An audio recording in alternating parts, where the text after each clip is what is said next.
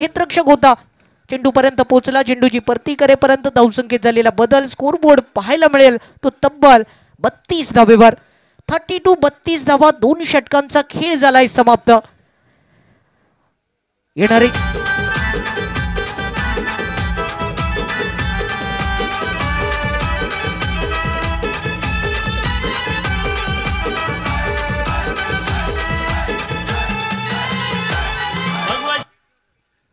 स्वप्न नक्कीच मोठी असतील, परंतु स्वप्न पूर्ण करण्यासाठी ते प्रयत्न करावे लागतील मैदानात. प्रयत्न कोणता संघ करेल? धावसंख्या 32 वर आली आहे. 24 चेंडूंचा खेळ शिल्लक आहे. 54 धावेची अजून आहे आवश्यकता. एकीकडे आपण राजाराम वॉरियर्स तळवडे संघाचे सर्व समर्थक पाहतोय. त्यांचा विचार असेल की हा सामना आपला संघ विजयी होताना पाहावा, परंतु दुसऱ्या बाजूनं तेवढ्याच ताकदीनं नव्या फायटर्स होडावडे संघाचे गोलंदाज आणि क्षेत्ररक्षण जर मजबूत पाहायला मिळालं तर हा त्यांच्या दिशेनं सामना जाऊ शकतो. गोलंदाजी मार्कवर परिवर्तन पाहायला मिळेल. गोलंदाजी मार्कवर सज्ज होईल तो राजेश. हा गोलंदाज राजेश कशा प्रकारची गोलंदाजी करतोय नव्या फायटर्स होडावडे संघासाठी महत्वाच्या या तिसऱ्या षटकामध्ये?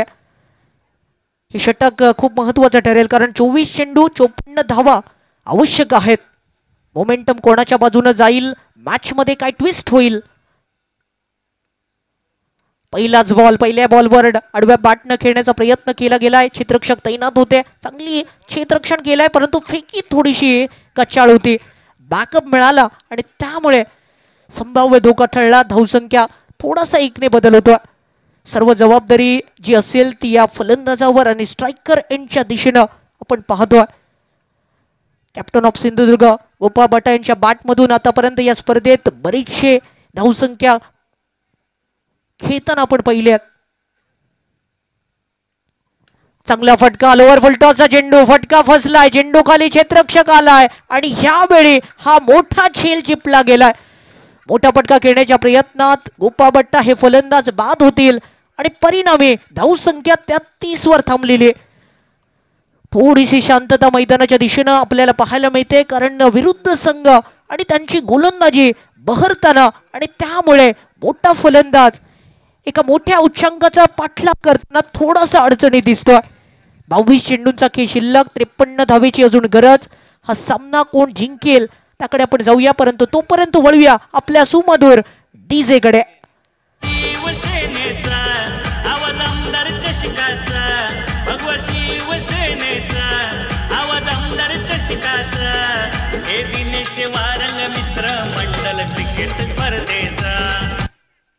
बऱ्याच वेळा संबोधलं जातं संघर्ष त्यालाच निवडतो ज्याच्यात जिंकण्याची ताकद असते. ती ताकद या दोन्ही संघांमध्ये वार तर झालाय. आता पलटवार होईल का? धावसंख्या पोहोचती ती तब्बल 33 धावेवर. 2 गड्यां तब्बल पाहिलं तर 2 मोठा धक्का संघाला बसला होता. पहिला धक्का फलंदाज बाद झाल्यानंतर सचिनच्या रूपात, त्यानंतर गोपाळ बाद होतो. नवीन बॅटर अक्षय घाटवळ स्ट्रायकर एंडवर.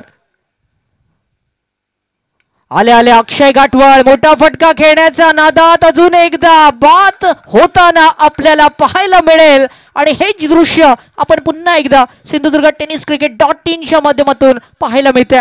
मोठा फटका टोलवायचा होता. ऍक्शन रिप्ले मध्ये आपण पाहतोय चेंडू हवेत गेला आणि त्यानंतर एक सुंदर नेत्रदीपक झेल, रनिंग कॅच ज्याला संबोधलं जातं, ते पकडलं गेलं. धावसंख्या थांबली आहे 33 धावेवर.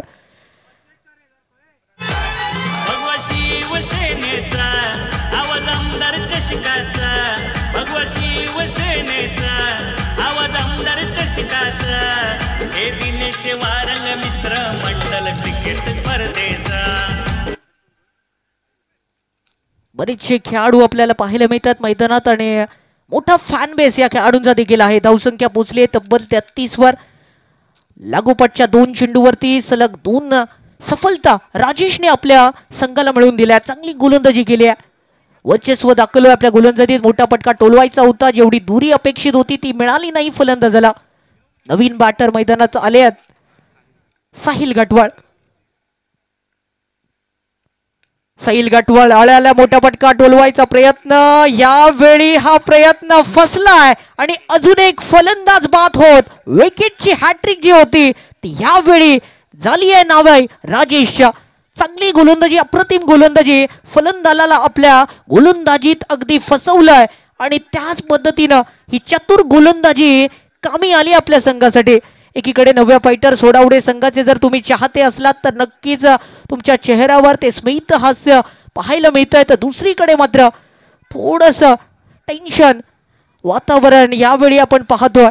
दोन्ही संघ तुल्यबळ होते. यावेळी ही फाईट महत्वाची होती. धावसंख्या 33 वर 3 चेंडू 3 विकेट मिळाले. पहिल्या चेंडूत सिंगल, त्यानंतरचे सलगचे 3 चेंडू विकेट मिळवले राजेशने. चांगलं क्षेत्ररक्षणाचा साथ लाभला आणि सांघिक खेळ आपल्याला पाहायला मिळतो. सांघिक खेळ किती महत्वाचा असतो ते आपण पुन्हा एकदा पाहिलंय. चांगली गोलंदाजी, चांगलं क्षेत्ररक्षण, त्याच्या जोरावर नव्या फायटर सोडावडे संघ यावेळी मजबूत स्थितीत. 20 चेंडू 53 धावा जिंकण्याची आवश्यकता आहे. 33 धावा झाल्या धावफलकावर 4 गड्यांच्या मोबदल्यात. कोणता संघ जिंकेल सांगणं अजून देखील कठीण आहे. 50-50 ओव्हर देखील बाकी असेल. मॅच अजून बाकी आहे. नवीन बॅटर दाजी धुरात मैदानात येतोय.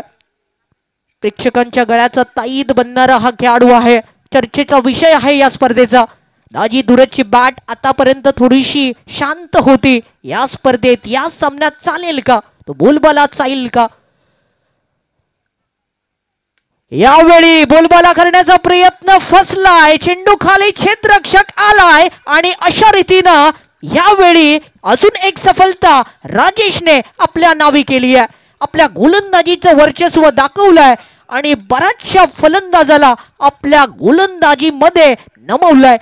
तब्बलचे 5 चेंडू आपण पहिल्या चेंडूत सिंगल आला, त्यानंतर ही शांतता पसरली आहे विरुद्ध संघाच्या खेम्यामध्ये.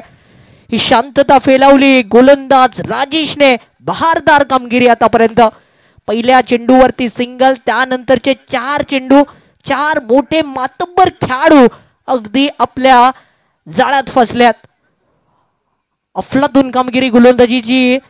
या सेमीफायनलच्या महत्वाच्या दुसऱ्या सामन्यात फायनलचं तिकीट कोणाला मिळेल त्याची यावेळी चर्चा होत्या. नव्या फायटर्स संघाचे संघमालक महेश ढवण नक्कीच आनंदी दिसत आहेत, कारण त्यांचा संघ यावेळी मजबूत स्थितीत आहे. 19 बॉल 53 धावा. क्रिकेट हा खेळ आहे जो आपण पाहत असतो. नेहमीच चित्र बदलतं. ते चित्र कधी पलटेल. सामन्यात पुनरागमन होईल का विरुद्ध संघाचं, राजाराम वॉरियर्स संघाचं? राजाराम वॉरियर्स तावडे संघाचा जर विचार केला तर संघमालक विकास गावडे यांचा हा संघ मैदानात खेळताना फलंदाजी करताना दिसतोय. रनचेस कठीण होतोय. 19 बॉल 53 धावा जिंकण्याचं समीकरण. नवीन बॅटर रोहन येतोय स्ट्रायकर एंडवर. रोहन लोणे आल्या आल्या त्याचं देखील विकेट मिळू शकतं काय? नक्कीच मिळेल. नाद करायचं नाही गोलंदाजीचा राजेशचा. अतिशय सुंदर. सलगचे 5 चेंडूत 5 विकेट आणि 5ही झेल एकाच खेळाडूकडे आल्यात. एखाद्या जर आपण पाहिलं तर कॅच खूप चांगल्या प्रकारे घेतले, कोणतीही चूक झाली नाहीये आणि धावसंख्या 33 वर. महेश